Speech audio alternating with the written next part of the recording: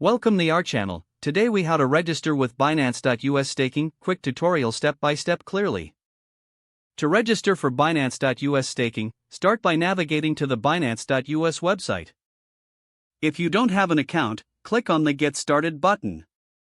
Fill in your email address and create a strong password. After entering your details, agree to the terms of service and click Create Account. Check your email for a verification link from Binance.US. Click on the link to verify your email address. Log into your Binance.US account using your credentials. To enhance your account security, consider enabling two-factor authentication. Once logged in, locate the Earn tab in the main navigation menu. Hover over Earn and select Staking from the drop-down menu. Browse through the available staking options and select a cryptocurrency you want to stake. Review the staking details including potential rewards and lockup periods. Click on the Stake Now button for your chosen cryptocurrency. Enter the amount you wish to stake in the designated field. Read and accept any terms and conditions associated with staking. Finally, confirm your staking transaction.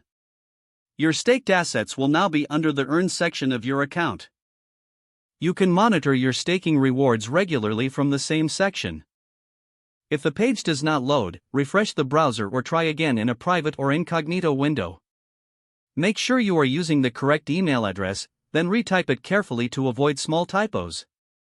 If your password is not accepted, use the reset option and create a new strong password you can remember. Check your spam folder for verification or security emails, then complete any requested confirmation steps. Enable two-factor authentication if available to improve account security and reduce unauthorized access risk.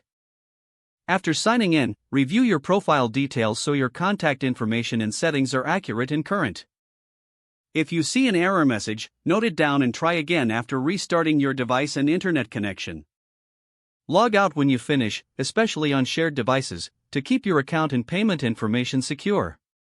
If the page does not load, refresh the browser or try again in a private or incognito window.